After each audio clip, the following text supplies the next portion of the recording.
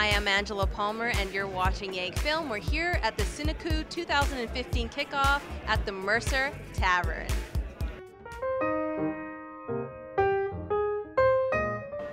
Hi, I'm Angela Palmer, and you are watching YEG-Film. I am speaking with an Edmonton actor, Travis Dugas. Thank you for talking with us. You're welcome. It's great to be out. It's great to see a little more arts in Edmonton. It's well, changing over the years. There's more and more people that are starting to get involved with the arts. And I mean, Edmonton's been known to be controlled as far as the message for arts. Oh, yeah? I mean, with the oil sands and everything, and big oil money in the province. And I think a lot of people, though, are hungry for more than just to be entertained. I think they want to be educated and they want to be empowered and enlightened. So I think the time is so interesting in the time of the world, and even for our prophecies, where they say it will be the seventh generation that will walk back into society and take their place. And for me, I wasn't raised with my culture. I actually went down to high school. I was probably about a 10-minute walk from here. I went to high school, and back then I didn't even know about my culture. I was a brush cut kid. Played football, rugby. I swam, did powerlifting, track and field. Ran with some Olympians, and after high school, I got all these awards for being the Male Athlete of the Year, the Native Student Award, some scholarships, and then I was like, I was told most of my life to not be Native, and then I get all these awards for being Native, so it was really confusing.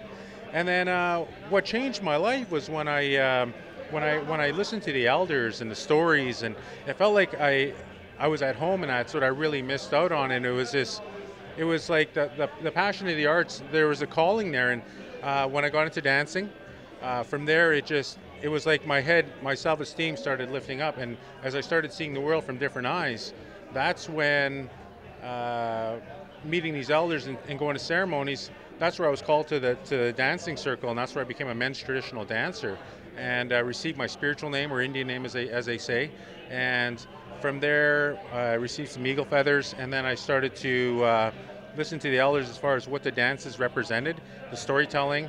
These songs and dances are like thousands of years old, and when we think about languages and evolution, our language, the Cree language, has been in evolution for 50,000 years. And at one time in Alberta, it was actually illegal to speak the language. It was illegal to practice any of these things. And so going to do movies with Steve Barron, who did the Ninja Turtles, working with Steven Spielberg, who selected me for his Into the West. Yeah, I play a Cheyenne warrior. Carrie Russell was actually my captive. I traded her for 5 horses. Her name was Five. How dare you! I was trying to get more.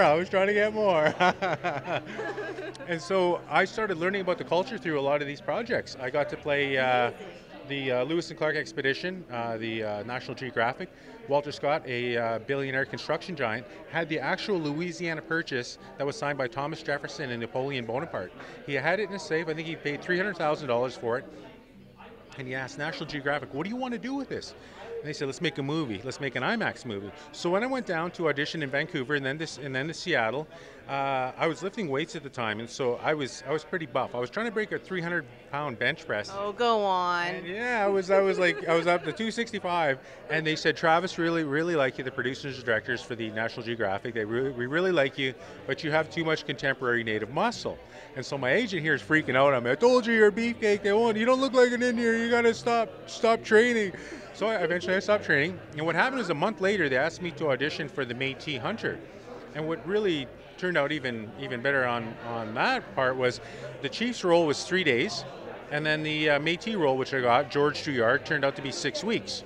So we got to travel all across America and a lot of the rivers that they actually traveled on. And during that time, I learned a lot about the history of the nations, because when I was growing up, I thought all Indians were the same tribe. I didn't know there was over 500 different nations. I didn't know Many people don't. Yeah, I didn't even know like BC had 268 different dialects. And so like even in our language we have Cree, but then there's 7 different dialects. Wow. And so as I started doing these projects, these period pieces, I started putting together my outfit and telling the story of my history, but also the history of the people. And then from there I would travel to powwows and dance, and then I was asked to do performances and motivational talks for youth. And so it just kept unfolding from there, and then opportunities to work with like John Landis, who did the Michael Jackson Thriller video. He's American Werewolf from London. growing up watching these shows, and they're like, yeah, meeting Battlestar Galactica new and old characters, and going to the GateCon science fiction convention, getting to meet Ralph Mueller, who was on Gladiator. He's the big guy who pretends to choke, testing out Russell Crowe's food, and let's see, Richie Potsy from Happy Days worked with him he was a director. Yeah, and it just kept unfolding from there. My last major gigs was, and I knew I was going to get typecasted. I did the Lakota medicine commercials for the back pain. So they were looking for slapstick comedy, and so I went in, I auditioned, they called me back. And I used to think that callbacks were a bad thing because I thought, oh, I must have sucked, they want to see me again. And yeah, because I wasn't raised with a business, and so I just kept going. I landed 3 of the commercials for the Lakota back pain remedy. And that, when I would go into an audition, people would, the Lakota man. So I knew that when that happened, I kind of took a step back. And so I've taken some time off from the acting industry. I did one project on a kind of like telling a story of the resurgence of, how shall I say, the spirit within. And tying it with modern day culture, and that's the last piece that I did. And then from there, I've just been mostly working with youth, motivational talks, getting them thinking about their self-esteem, their self-awareness. They want to go to school or go to work, and for myself, I'm still like very much interested in the arts. Like today, I just finished dancing. That's why I'm still wearing my braids. I wrapped them up and I put some shells on there, and got the breastplate and then eagle feathers on the back, and I wear a wolf head, and a lot of these things I've taken them to Italy, where we did a spaghetti western with Harvey Keitel and David Bowie. We were the first Indianos to be in Italy, and yeah, that was Indianos. That's what they call us, Indiano. Yeah. That's where I learned that one there. And then also dancing in the first festival led to the Sydney Olympics. So my outfit's it's actually immortalized because it was in Dreamkeeper, which is Steve Barron's movie there. It's Alberta's biggest project with a lot of natives in there. And so it's time for me to switch it, but at the same time, it's like, how do you give up something that has been to Korea representing Alberta, been down to the Olympics representing, again, Alberta, but at the same time, it's sharing a little bit of our culture. And it was interesting to hear how a lot of people, like in Australia, they don't call us Aboriginals. They call us Red Indians. Oh. Over there, they say the Aboriginals are the Aboriginal or the Aborigines. Over here, they call us the Red Indians. And when I was in Italy, what I learned about Indian was Indios, which means in God. And so they called us the Naturals, and some of the old history books. And so Indian didn't mean that Christopher Columbus was looking for India, because I guess at the time it was called Punjab.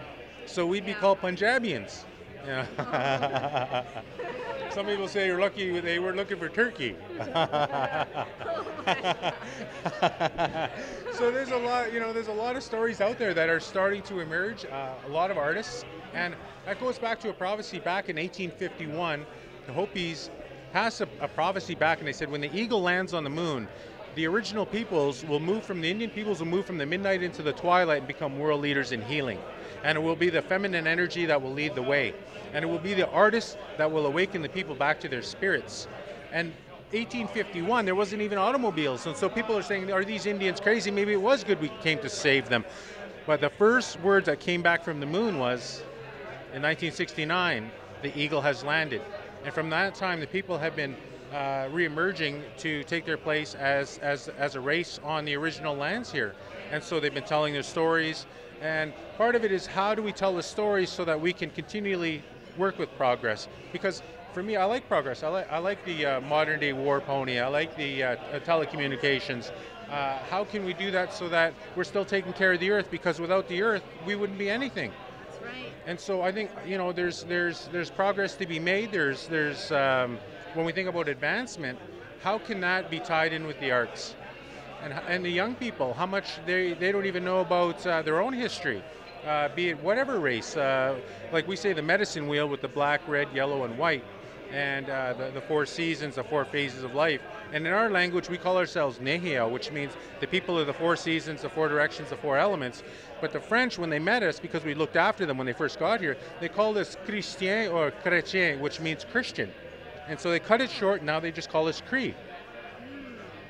In my community, there's a lot of people who do not want to be native. They would rather say they're Christian, which is meaning they want to be white, even though they speak the language. For myself, I wasn't raised with my language, and so the advantage of being able to describe the world through, like, if you say something in Cree, it takes about 10 English words to describe what you just said in Cree, but you wouldn't even get close to the description. Whereas Cree is so vibrant, it's a descriptive language. It's animate, it's inanimate. Like, you could say this is a microphone, but you could also turn around and hang it up and say it's hang a light from it. So now it's not only your talking stick, it's your talking light stick.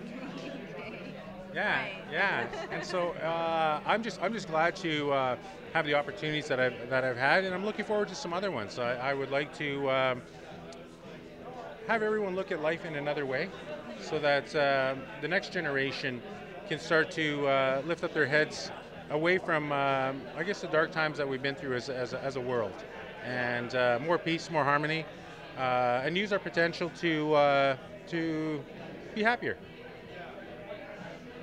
I like that. That was so positive.